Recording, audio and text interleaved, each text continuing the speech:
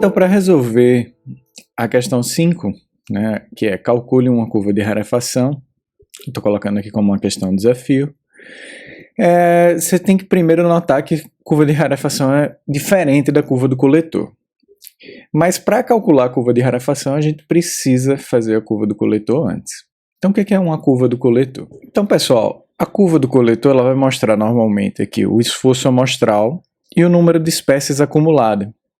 Então, por exemplo, nesse caso aqui, e esse esforço amostral ele pode ser tanto o número de amostras, como indivíduos, como pontos de ocorrência, como biomassa, etc. Qualquer coisa que mostre um aumento no esforço amostral ao longo de um determinado eixo, e do outro eixo o número acumulado de espécies. Então, nesse caso aqui, ó, significa que cada vez que eu estou aumentando o meu esforço amostral, o número de espécies ainda está aumentando. Então, isso significaria, por exemplo, que eu preciso voltar para o campo, continuar coletando, porque eu ainda não cheguei ao platô, né, do meu esforço amostral. Por outro lado, a gente pode ter um esforço amostral contínuo e toda vez que eu vou ao campo, eu não coleto mais espécies distintas. Então, nesse caso aqui, eu não preciso ficar indo para o campo toda hora, tá? A diferença entre a curva do coletor e a curva de rarefação está simplesmente no fato de que a curva do coletor ela segue uma ordem pré-determinada, por exemplo, da primeira coleta até a última, ou então da primeira amostra até a última, do primeiro local até o último, etc. E essa posição ela pode acabar influenciando o formato da minha curva. Por exemplo, se o primeiro local que você foi, ele tem uma maior diversidade, essa curva pode se estabilizar mais rápido do que se o local de maior diversidade foi coletado por último. Para evitar esse tipo de problema, o que a gente pode fazer é aleatorizar o esforço amostral, repetir essa curva do coletor diversas vezes e tirar uma média e um desvio padrão dele, para mostrar realmente uma curva média, né? E aí essa seria a curva de rarefação ao invés de usar a curva do coletor, que é mais apropriada para acessar se o meu esforço amostral foi suficiente para determinar o número de espécies daquela região. Então, pessoal, para criar essa função, eu primeiro preciso fazer a riqueza acumulada das espécies ao longo de cada local. Então, o que eu posso fazer é primeiro criar, né? Então, vou botar aqui aquele sorteio entre 0 e 1 com replace igual a verdadeiro. Esse replace está dizendo aqui que você pode, toda vez que você sortear um número, pode colocar ele de volta no sorteio. E eu posso sortear aqui, por exemplo, 20 números, 0 e 1, etc. Com isso eu vou fazer uma matriz. Essa minha matriz vai ter, então, 10 linhas. E eu vou ter aqui, digamos que eu tenha 20 espécies na minha comunidade. Eu tenho que mudar aqui, ó, são 10 por 20, então vai ser 200. Criei minha comunidade. Essa aqui é a minha comunidade, tá? O que é que pode fazer aqui, ó?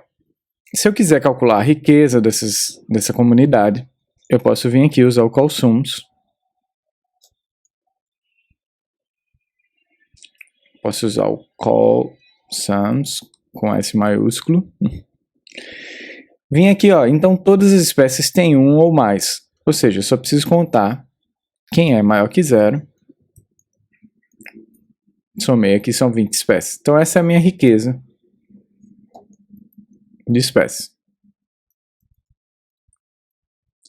Ok, sabendo minha riqueza de espécies, eu posso tentar calcular agora a riqueza se acumulando ao longo do tempo. Se eu for fazer isso, então eu simplesmente posso dizer, olha, calcula a riqueza só da linha 1 até a 9, tá? E assim por diante, até chegar, por exemplo, na 1 até a 2. Para calcular a riqueza na primeira linha, eu não posso usar o CallSums, porque quando eu fizer aqui, ó, a minha matriz vira um vetor, e aí eu não posso usar a soma de colunas.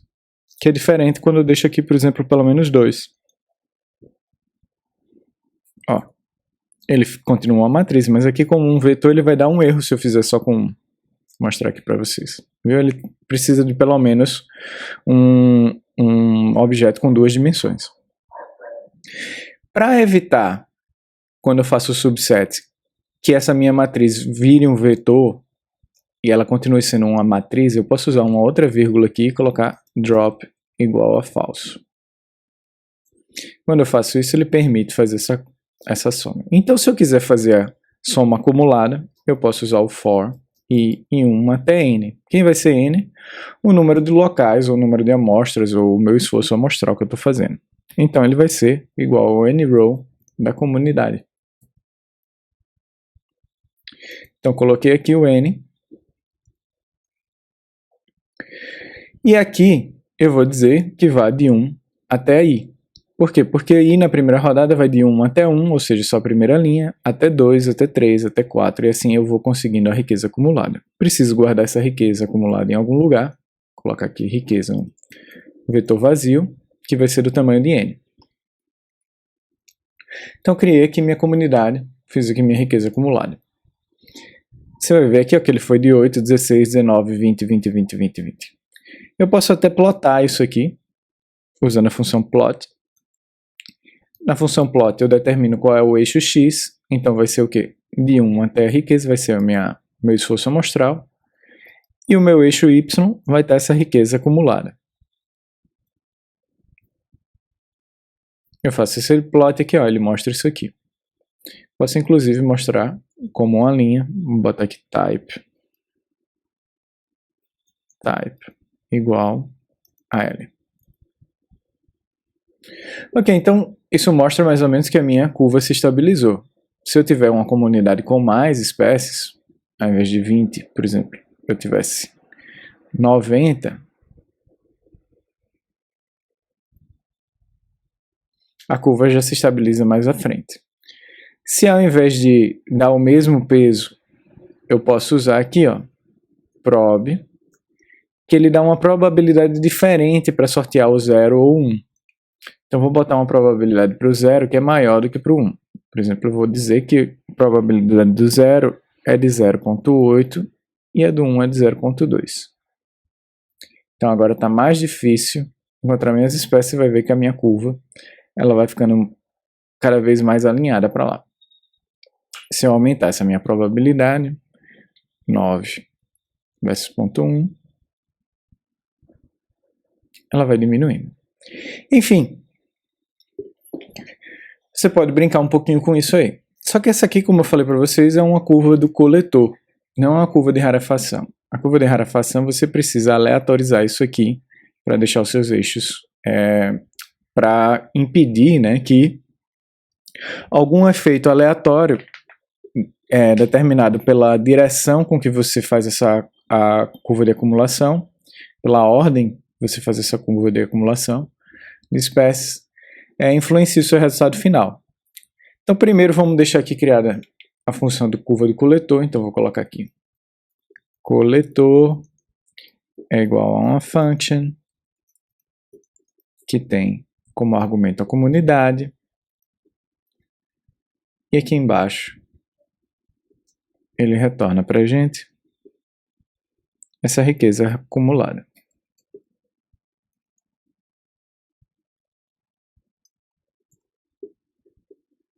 Tá, essa pequena função aqui é a minha função de coletor. Vou fazer uma curva do coletor. Vou copiar aqui para baixo. Vamos ver se está funcionando. Vou colocar aqui coletor comunidade. E ele funcionou. Posso fazer isso várias vezes. Não tem problema. Ok, o que eu tenho que fazer agora aqui é transformar essa minha função do coletor em uma função de curva de rarefação. Como é que eu posso fazer isso? Olha, toda vez que eu tenho uma curva de rarefação, o que eu preciso fazer é simplesmente aleatorizar a ordem com que eu faria essa análise. né?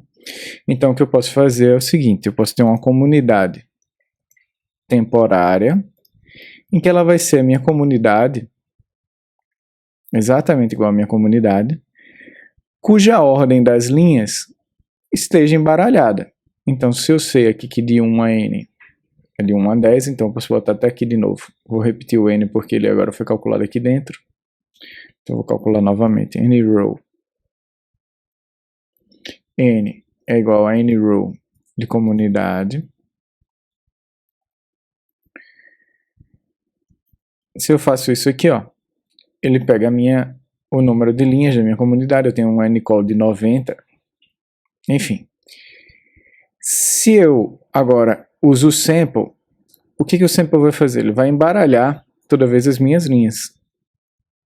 Então eu posso simplesmente embaralhar a linha e botar de novo a minha função coletor na minha comunidade temporária. E ele vai repetir isso quantas vezes eu quiser. Então, para eu fazer isso aqui, eu posso dizer assim, olha, vou tirar aqui o exemplo de cima, e eu vou dizer, repete isso o número de quantidade de vezes que eu queira fazer. Então, vou dizer que 100. Então, eu vou pegar aqui, for in1 até o número de repetições, aleatorize minha comunidade e rode essa função de coletor. Eu preciso que isso aqui seja guardado em algum lugar, vou guardar numa matriz chamada resultado. Essa matriz, ela vai ter que ter o número de linhas vai ser igual ao número de repetições e o número de colunas vai ser igual ao tamanho do meu n. Eu criei essa matriz aqui e agora eu vou guardar ele em cada linha, porque o número de colunas vai ser exatamente o número de comunidades que eu vou ter aqui. Vai ser desse tamanho aqui. Vai ser desse tamanho aqui, ó, do coletor. Que no caso aqui é sempre igual a n, 10. Então tá, rodei isso aqui. Eu agora tenho, na minha matriz de resultado, ó, cada linha dessa representa uma curva de coletor que foi de uma fonte numa ordem aleatória. Tá? O que eu preciso agora fazer desse resultado, como eu falei para vocês, é tirar a média. Call means, eu tiro a média e essa é a minha curva de rarefação. Então eu vou botar aqui rarefa. E eu vou retornar para o usuário esse raref. Eu venho aqui, eu termino aqui a minha função, rarefa_cal. Nessa minha função eu vou ter que entrar com a comunidade. E uma outra coisa que eu posso deixar que o usuário determine é o número de repetições. Então eu posso tirar daqui e colocar o número de repetições. Se eu quiser, eu posso deixar o default como igual a 100. Seleciono tudo, Ctrl I. Então agora vou botar aqui minha riqueza acumulada, vai ser igual a rarefacal da comunidade.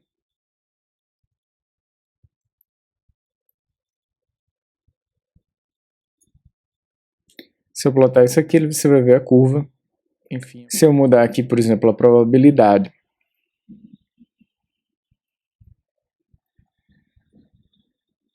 a minha curva vai se estabilizando mais cedo. Se eu passar agora de 6 para 4, cada vez mais cedo ela vai me estabilizando. Quanto maior for a probabilidade de encontrar as espécies, mais rápido ela se estabiliza e menos eu preciso ir para o campo. Tá? Então vou botar aqui 5 para 5. Vai ver que vai se estabilizando cada vez mais rápido. Enfim, pessoal, essa foi uma curva de rarefação. Vocês aprenderam tanto a fazer a curva do coletor quanto a transformar ela numa curva de rarefação.